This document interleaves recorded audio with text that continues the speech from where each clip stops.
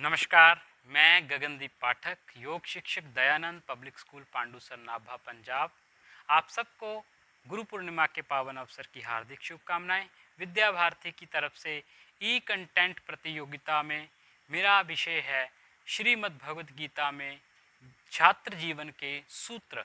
विद्यार्थी जीवन मनुष्य के जीवन का सबसे अहम समय होता है।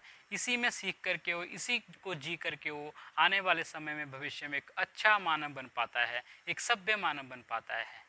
तो इसलिए विद्यार्थी जीवन को श्रेष्ठ बनाना परम ज़रूरी है। विद्यार्थी जीवन कैसा हो, इसकी प्रेरणा हम श्रीमद् भगवद गीता में ढूंढते हैं।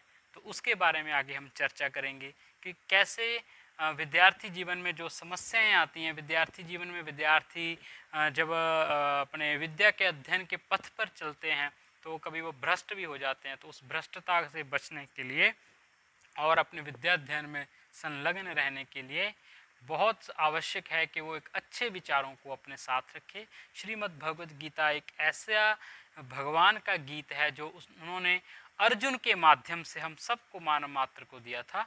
तो बात करते हैं कर्म की। पहले भगवान श्री कृष्ण कर्म के बारे में बहुत जोर देते हैं और वो सकाम कर्म की जगह निष्काम कर्म करने को श्रेष्ठ मानते हैं, निष्काम भक्ति को श्रेष्ठ मानते हैं। तो इसके बारे में आगे हम समझते हैं कि जो कर्म है वो हर व्यक्ति को करना आवश्यक ही है। कोई भी व्यक्ति है, चाहे वो सन्यासी हो, उसको भी कर्म तो करना ही पड़ेगा। तो कर्म के विषय में कहते हैं कि कर्मण्यवाधिकारस्ते माँ फलेषु कदाचन माँ कर्म फल हेतुर्भूर माते संघोस्व कर्मणि। तो भगवान कृष्ण अर्जुन को माध्यम बना के हम सबको ये उपदेश देते हैं। और विद्यार्थी इसमें क्या समझ सकता है कि हमारा जो कर्म करने में ही अधिकार है। वो कहते हैं कि हे अर्जुन, तुम्हारा कर्म करने में ही अधिकार है, फल की चिंता ना करो तुम, क्योंकि फल उनके हाथ नहीं है, कर्म करना हाथ है। हमारे हाथ में कर्म करना है।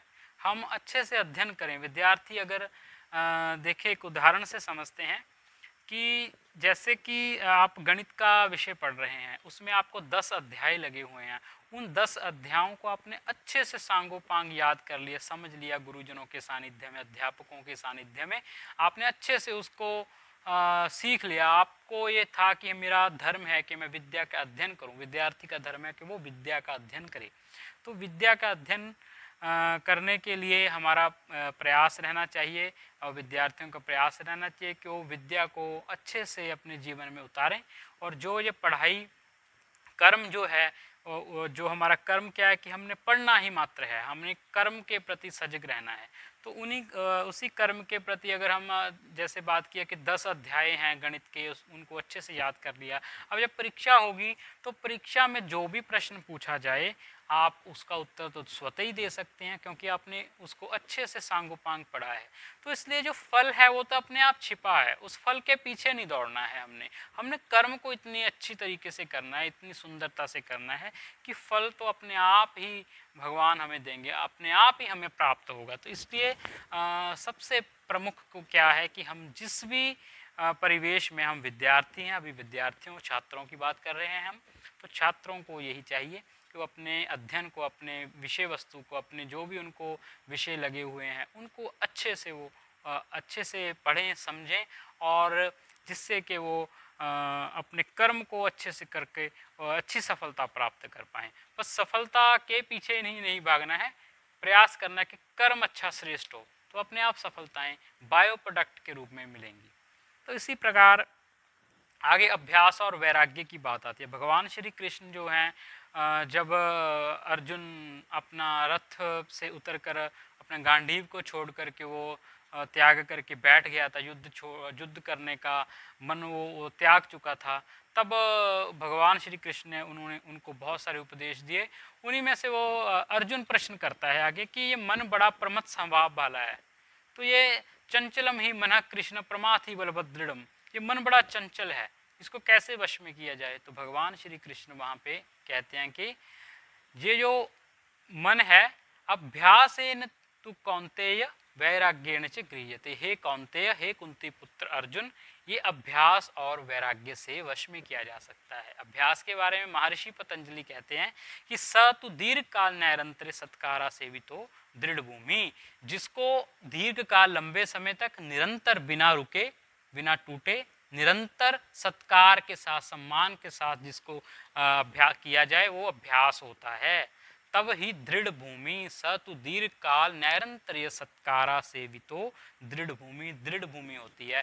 अगर किसी भी काम को हम निरंतर लगे हुए हैं उसी में एकाग्र भाव से, तो अवश्य ही उसकी हम जो फाइनल स्टेज है, जो दृढ़ भूमि है, उसको हम प्राप्त हो जाएंगे। मगर साथ में क्या कहा है, वैराग्येण च गृह्यते, वैराग्य भी साथ में चाहिए।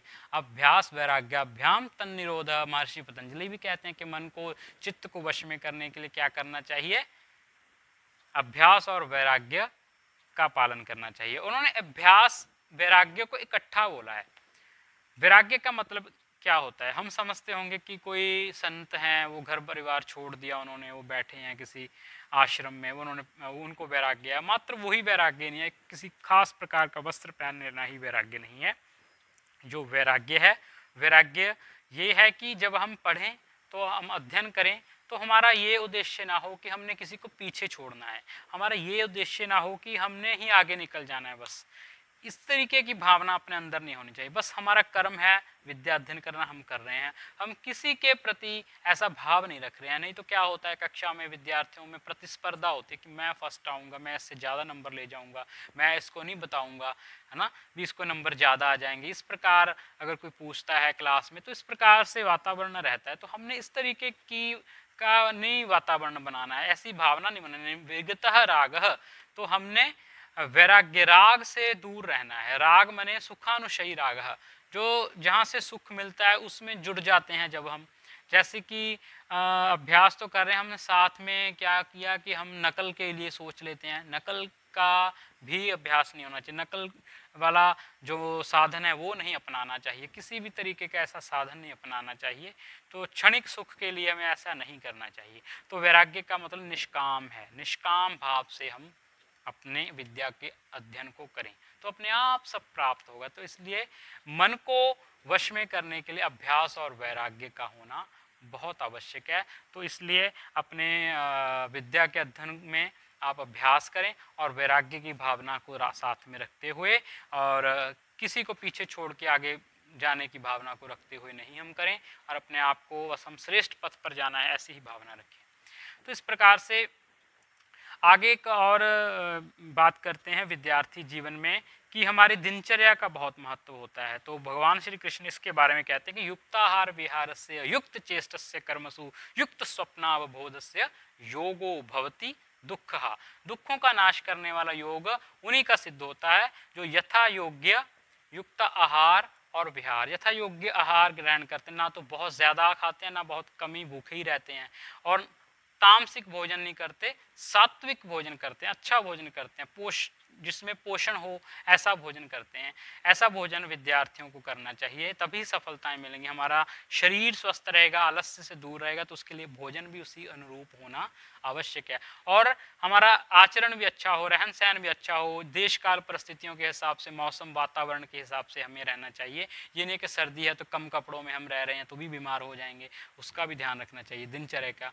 और कर्म की चेष्टा, हमारे कर्म के प्रति, हमारे उद्देश्य के प्रति हमारा पूरा मन सजग रहना चाहिए। आगे कहते हैं कि युक्त स्वप्नावबोध से, युक्ति पूर्वक निद्रा भी होनी चाहिए, ना तो बहुत ज़्यादा सोना चाहिए ना बहुत कम सोना चाहिए।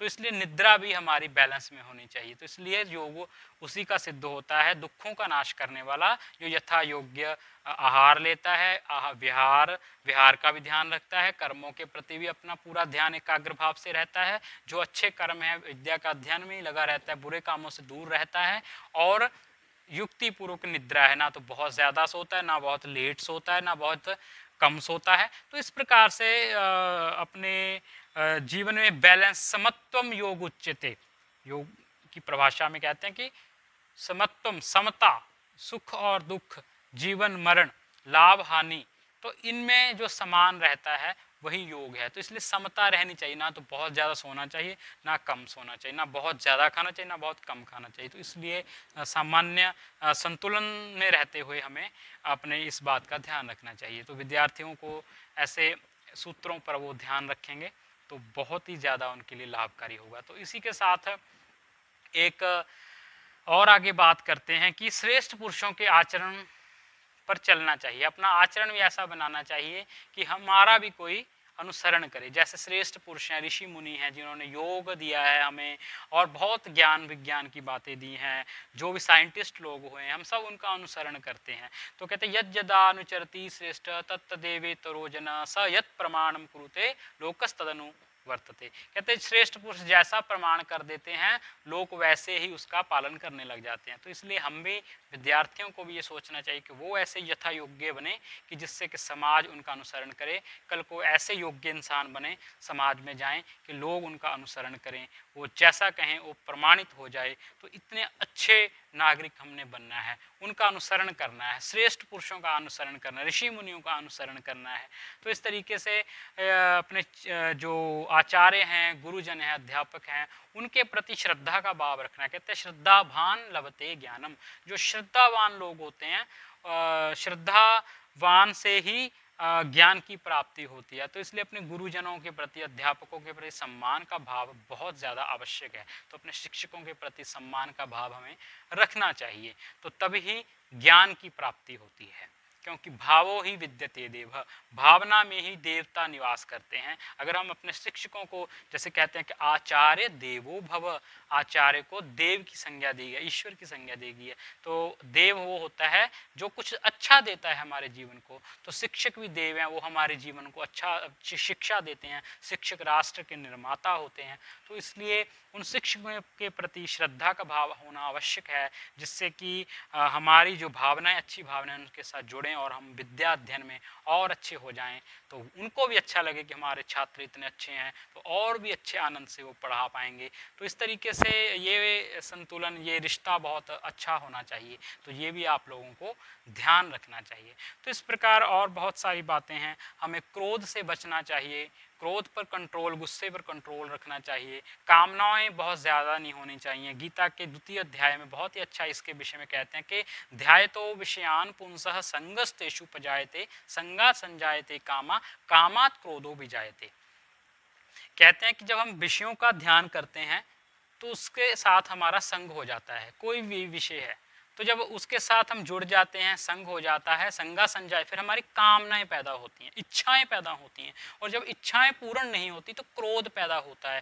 क्रोध पैदा होने से हमारी ज्ञान शक्ति का नाश हो जाता है। स्मृति भ्रंशात, स्मृति जो हमारी, हमने बहुत अच्छी अच्छी बातें सुनी होती हैं, ज्ञान की बातें, हमें बहुत कुछ पता होता है, मगर उस क्रोध की अवस्था में क्या होता है कि उस सबका ह्रास हो जाता है, हम भूल जाते हैं, विस्मृत हो जाती है। तो स्मृति भ्रंशात बुद्धि नाशो, स्मृति नाश होने से बुद्धि का नाश हो जाता है। बुद्धि नाशात प्रणश्यति, बुद्धि नाश होने से सब कुछ नष्ट हो जाता है। कभी हम क्रोध में किसी को कटु वचन बोल देते हैं तो उसका परिणाम क्या होता है फिर, कि बाद में हमें उसका परिणाम भुगतना पड़ता है। तो वो भी कोई ना कोई हमारे लिए योजना बनाए रखता है, वो हमें नुकसान पहुंचाता है। तो इसलिए हमें क्रोध से बचना है, हमने क्रोध नहीं करना है। ऐसी परिस्थितियों में हमारे मन को इतना अच्छा बनाना है कि जब सामने कोई ऐसी परिस्थिति आए तो आपके शब्दों में ऐसी ताकत हो, शब्दों में ऐसा जादू हो कि आप इस परिस्थिति से निकलें और सामने वाले को भी संतुष्ट कर दें। क्रोध भी नहीं किया और स्वयं भी बचे। कहते हैं ना, सांप भी मर गया और लाठी भी बच गई। तो ऐसा प्रयास हमें करना चाहिए, धैर्य का पालन करना चाहिए। बहुत जल्दी प्राप्त करने की इच्छा में हम नुकसान पा सकते हैं, तो इसलिए धैर्य भी हमारे भीतर होना चाहिए। इस प्रकार हमें इन सभी बातों का अपने जीवन में ध्यान देना चाहिए। मैं आशा करता हूँ जो भी मैंने बातें इस विषय के ऊपर रखी हैं, श्रीमद् भगवद गीता, भगवान श्री कृष्ण, भगवान का जो गीत है, अर्जुन को माध्यम बना करके जो हम संपूर्ण मानव मात्र के लिए उन्होंने प्रदान किया है, मैं आशा करता हूँ कि विद्यार्थी उसका अपने जीवन में पालन करेंगे। और एक बात और कहना चाहता हूँ, कहते हैं कि जो विद्या है सा विद्या या विमुक्तये, विद्या वही है जो मुक्ति प्रदान करे, आपको आनंद की प्राप्ति कराए, आपको सफल बनाए। तो इसलिए विद्या को बहुत सम्माननीय भाव से अर्जित करें, अच्छे से अर्जित करें, अपने विद्यार्थी जीवन को सफल बनाएं। मैं ऐसी ही आशा रखता हूं कि जो भी विद्यार्थी इसको सुन रहे हैं वो अपने जीवन में इन सूत्रों का पालन करेंगे और पालन करके अच्छे विद्यार्थी बनेंगे और अच्छा विद्यार्थी जीवन जीने के बाद भविष्य में एक अच्छे नागरिक बनेंगे, राष्ट्र के निर्माण में अपना सहयोग देंगे। इसी के साथ गुरु पूर्णिमा के इस पावन अवसर पर हार्दिक शुभकामनाएं फिर से। और गुरु तो होते ही हैं अंधकार से प्रकाश की ओर ले जाने वाले, अज्ञानता से निकाल करके ज्ञान के पथ पर ले जाने वाले। तो ऐसे सभी गुरुजनों को मेरा प्रणाम है और इसी के साथ मैं अपनी वाणी को विराम देता हूँ। ओम शांति शांति शांति। धन्यवाद।